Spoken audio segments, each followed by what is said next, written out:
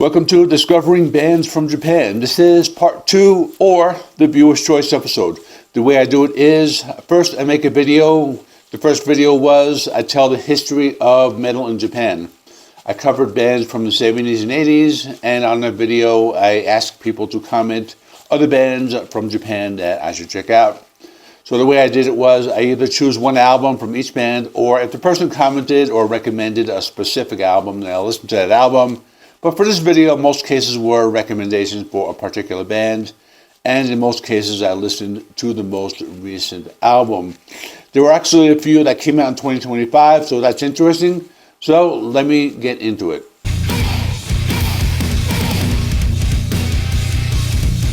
First band is called Nemophilia. I listened to the most recent album called Apple of My Eye. It was released in January of 2025.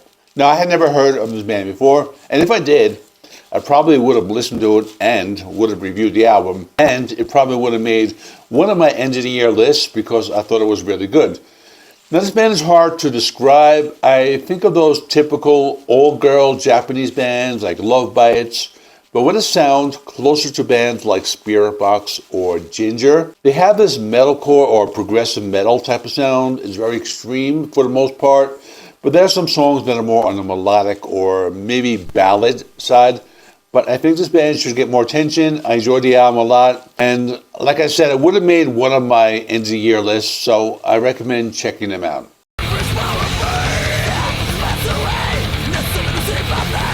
The next band is called Terror Squad. I listened to the album called The Wild Stream of Eternal Sin. This was pretty wild because I went into it expecting a thrash band because that's how they are listed. But they are the most extreme side of thrash. I would even call them death metal or thrash metal. And I even thought it sounded a little like grindcore. It's a short album. It's 28 minutes long. It goes full speed the entire duration of the album. It's all extreme vocals, lots of guitar riffs, just one after the other. Songs don't slow down at all. It's just pure speed. So if you like the most extreme and technical end of thrash metal, it's definitely something you should check out. It's very raw, it's very in your face, but they also stay true to their thrash roots throughout the album, as many of the guitar riffs stick to that particular sound. So it's the more extreme side of thrash.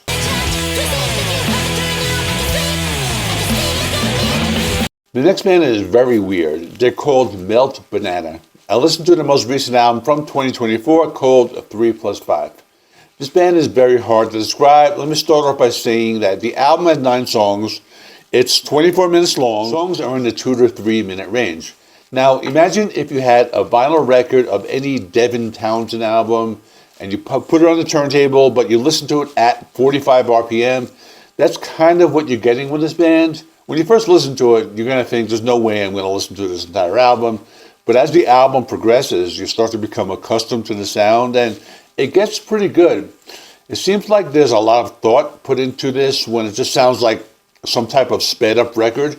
So if you're interested in listening to some music that doesn't sound like the typical metal genres you listen to every day, and you want something completely different than anything else you've ever heard before, give this a listen. It's not something I'm going to listen to often, but under the right circumstances, I think it might be a pretty cool album to put on if you're in some sort of situation like a rave or something of that nature. I'm kind of interested in how they sound live as well, but anyway, definitely the weirdest album I've listened to in a long time, but despite that, I still recommend it.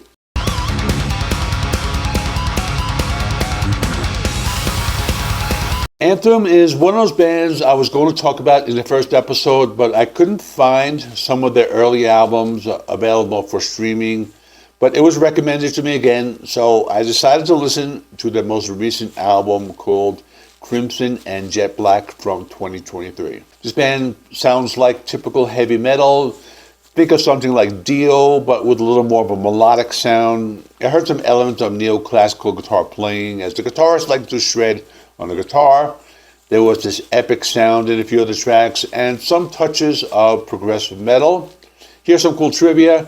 They released an album in the year 2000 with Graham Bonnet on vocals, which I guess makes sense. They also reminded me a little bit of the band Alcatraz. But overall, this is one of those bands that has been around for a long time. They have a large discography and definitely worth checking out.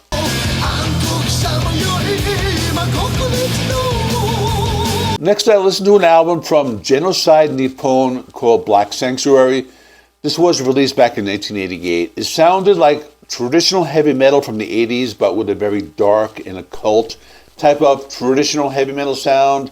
I mean, something along the lines of King Diamond or Merciful Fate, but also bands like early Metal Church. There are lots of high-pitched vocals and screams. The sound's very dark. It's mostly heavy metal, but there are moments when they play acoustic guitars. They play a little slower at times. Sometimes it's more atmospheric. The music is mostly dark and heavy riffs. I would even compare them to that first wave black metal like Celtic Frost or Venom, something like that type of music. Overall, it's a pretty cool album. I think it's the type of music that if you like any of the aforementioned bands that I spoke about, you would definitely like this. It's just another Japanese metal band from back in the day that deserves more attention.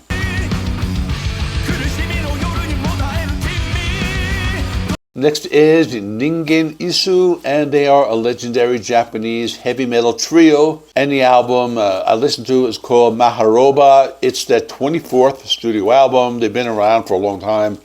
Released in November 2025, so again this year or last year. They formed in 1987 in Hirosaki, Japan, and they play a unique blend of heavy metal, doom metal, and progressive hard rock. It's another interesting one. I didn't listen to it in 2025, but it probably would have made one of my year-end lists, although I'm not really sure what list it would have made because they don't really fit into one box. I will say that they are one of the more accessible bands I have on the list. I guess in general, the sound is like Black Album, Metallica, but there are also elements of alternative metal. I heard a little bit of Audio Slave in the sound. They also incorporate traditional Japanese instruments in some songs, and sometimes they sound like hard rock, sometimes they sound like straightforward rock. The album has a lot of variety, but it's one of my favorites out of all the albums I just talked about, so I definitely recommend it.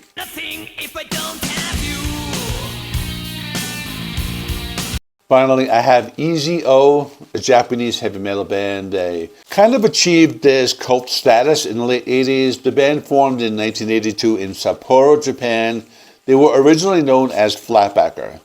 They moved to Los Angeles in the mid-1980s. They wanted to pursue a career in the United States, and they were discovered by Gene Simmons of Kiss. Now, Gene Simmons, he led them along, and they changed their name to EZO. It used to be Flatbacker, which is an ancient name for the home island in Hokkaido. I listened to their self-titled debut. It was released on April 6, 1987 on Geffen Records. This album was designed to break into the American market and sound like more like Americanized. It was co-produced by Gene Simmons and Val Garay. Gene Simmons also helped them get that sound where originally they played speed metal, but now they're playing glam. The first song I listened to on the album was called House of a Thousand Pleasures. It sounded somewhat familiar to me. I don't know if I had heard it many years ago, maybe on the radio, maybe on Headbangers Ball, but it almost sounded like I had heard it before. The band reminds me a lot of the glam metal that was being played around the time of its release, something along the lines of LA Guns or Faster Pussycat, or similar bands from the LA Sunset Strip. The album has a very clean production. You could hear the guitars very well. The bass guitar comes out in most of the songs. It sounds like something Gene Simmons would have helped produce, or even late 80s Kiss. I could even say that. The songs range from big arena rockers to some more melodic songs that weren't really power ballads, but I liked it. I think this might be one of those albums that I go back to. It was one of the more enjoyable ones on this album. It was also very familiar, that type of sound. So that is all for this series on Japan. The next country I will be visiting will be Argentina. So I will do that maybe later this week or next week. But check out this playlist. It has all of the videos in my Discovering Metal Band series. Thanks for watching. Please like this video. Helps me with the YouTube algorithm. Please subscribe if you have not already. I do rock and metal reviews, rankings, and more, and different series like this. I will see you in the next one.